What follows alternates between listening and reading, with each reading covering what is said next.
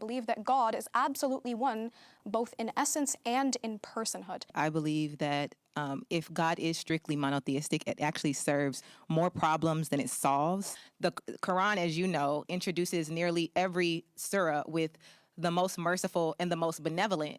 And my problem with that, again, is how would Allah be able to be merciful if he is strictly monotheistic? In order to demonstrate that mercy, he would have to have become a relational God. Okay, perfect. So do you believe that the persons of the Trinity are merciful to one another? Because mercy in this instance would imply that one of the persons of the Trinity is doing something wrong. Mercy is something that is relational, but it's a derivative of love.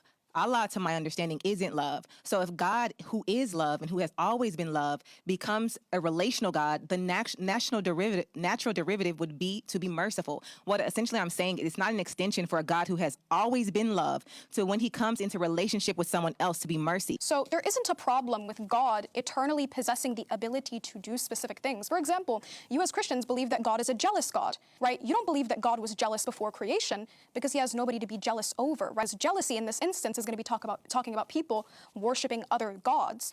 You don't believe that God was jealous before creation because unless you want to say that the persons of the Trinity were worshiping other gods, then you'd have to say that God in that instance would have changed. And on top of that, you guys also believe that Jesus incarnated and he is the second person of the Trinity and he took on a second nature.